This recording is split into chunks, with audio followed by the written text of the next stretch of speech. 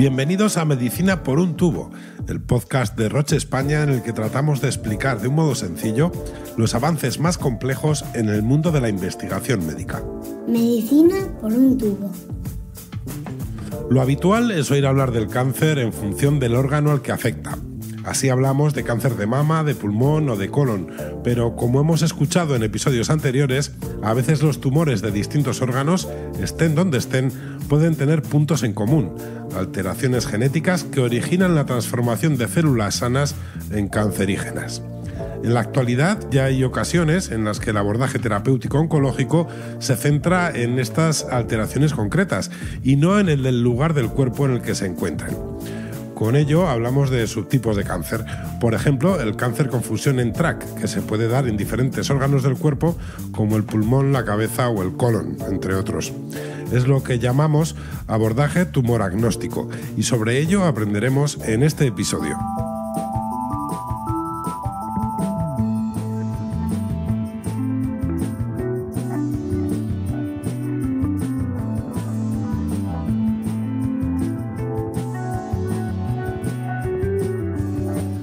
El tratamiento del cáncer progresa en gran medida gracias a la sofisticación de las técnicas de diagnóstico.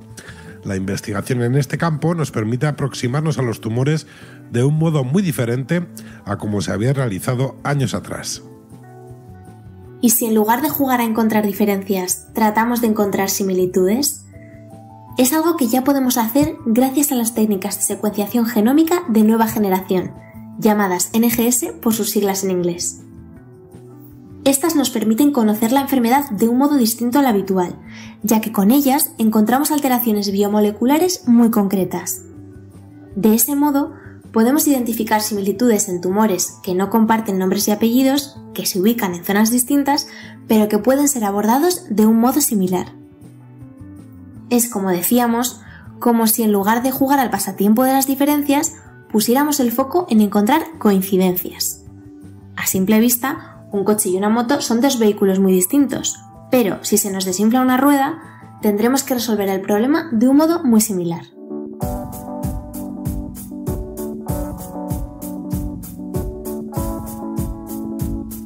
Que hablen los que saben. En este episodio vamos a contar con algunos de los expertos con los que ya hemos charlado en otras ocasiones.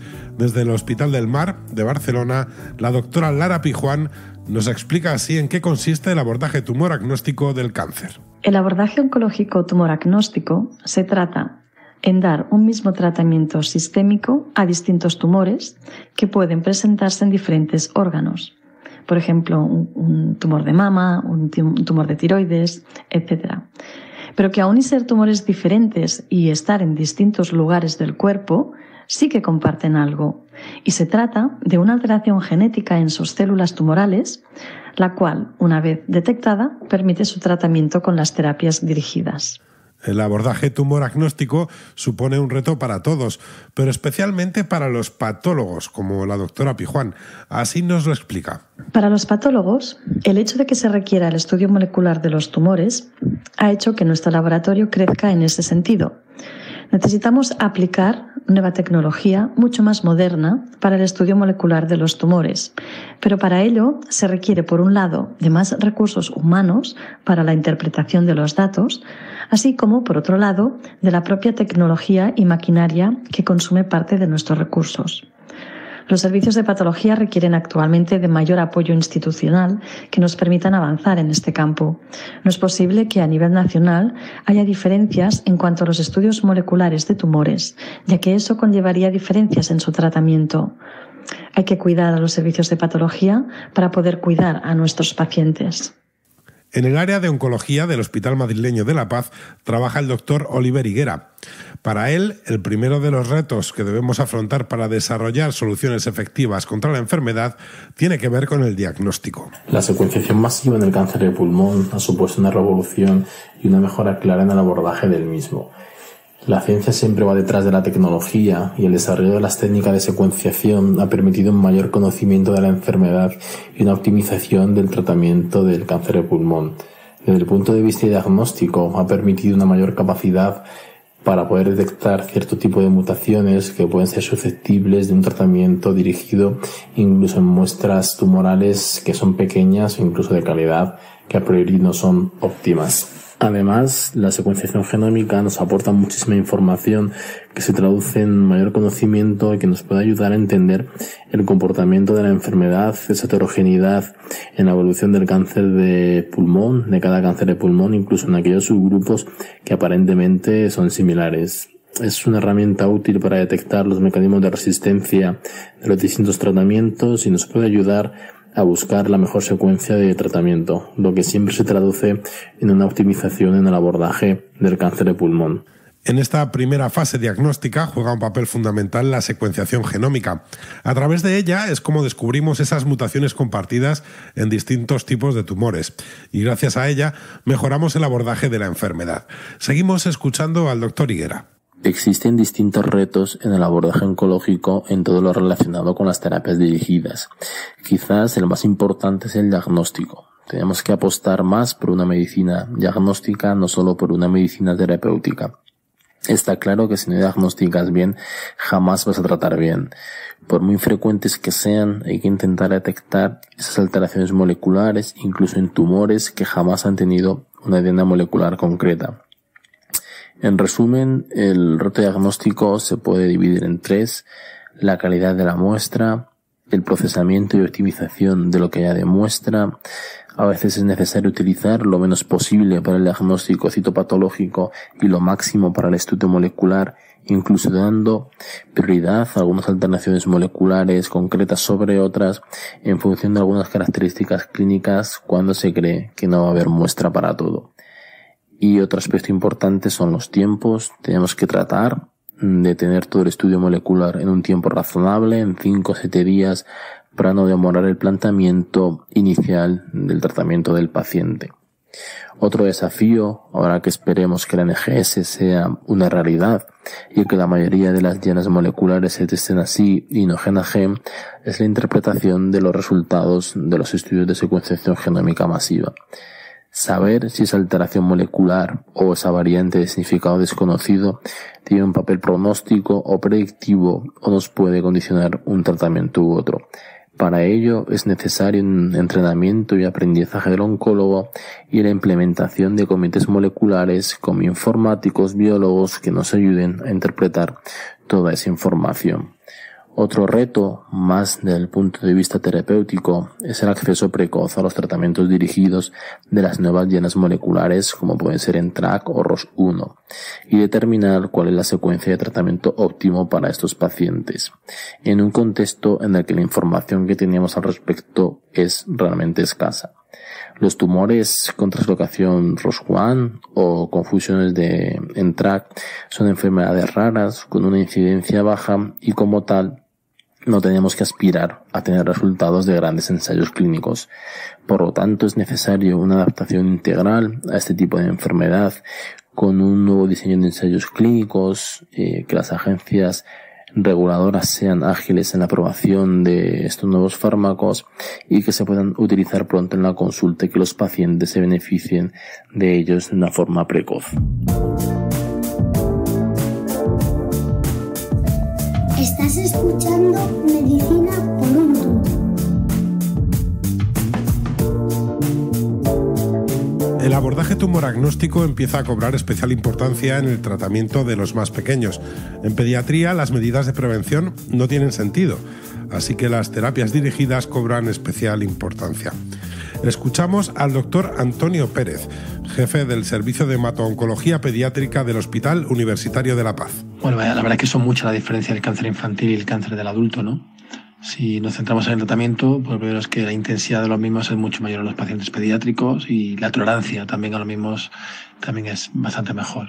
Además, los resultados terapéuticos también son mejores en los cánceres infantiles, estando actualmente en 80%. Y bueno, siendo el principal problema en este momento los tumores, la recaída de los tumores cerebrales de alto grado, la recaída de la leucemia aguda y los tumores sólido-metastásicos, ¿no? Que siguen teniendo un mal pronóstico. También es diferente el objetivo terapéutico. En los adultos se persigue más la estrategia de cronificación, ¿no? Y de dependencia farmacológica. En los niños se persigue la curación completa, la curación total y sin secuelas. En cuanto a estrategias de prevención, la verdad es que en el adulto han demostrado ser muy efectivas, ¿no? Porque se conocen muchas de ellas, factores ambientales o exógenos, ¿no? Sin embargo, en el cáncer infantil a día de hoy son inútiles, no hay ninguna estrategia preventiva que haya demostrado ninguna eficacia. Por lo tanto, no hay medidas preventivas en el cáncer infantil.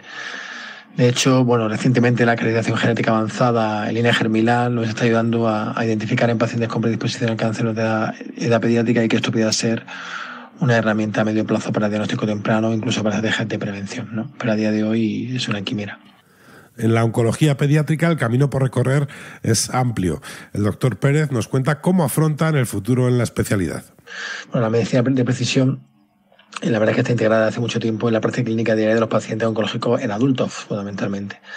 Sin embargo, en relación al cáncer pediátrico, las terapias dirigidas no son accesibles a todos los pacientes y, sin embargo, la Sociedad Internacional de Oncología Pediátrica sí recomienda la caracterización avanzada y secuenciación de todos los tumores pediátricos, tanto en la recaída, siendo esta situación alta mandatoria, y muy recomendable al diagnóstico. Deberíamos tener secuenciados todos los tumores infantiles.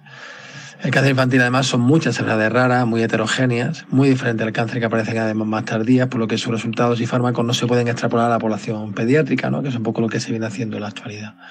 Y uno de los principales retos que se tiene de hoy es desarrollar estudios genéticos y farmacológicos dirigidos exclusivamente a los pacientes oncológicos pediátricos.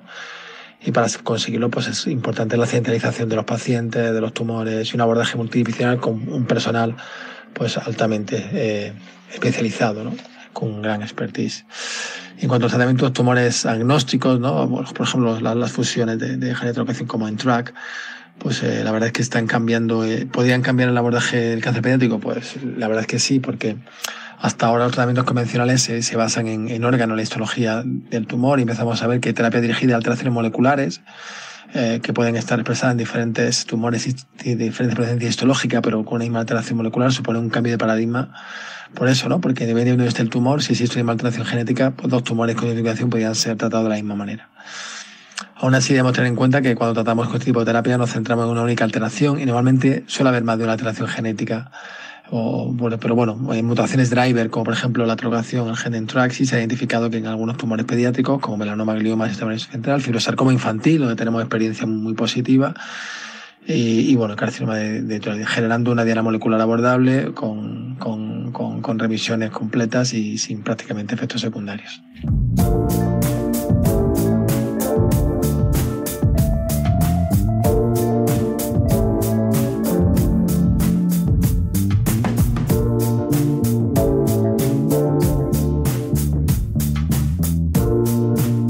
En lugar de jugar a las diferencias, el abordaje tumoragnóstico incide en las coincidencias. Eso es lo que permite desarrollar tratamientos similares para tumores aparentemente distintos. Siempre lo decimos, el esfuerzo investigador es el que abre nuevas vías para poder trabajar hoy en las soluciones que necesitarán los pacientes en el futuro.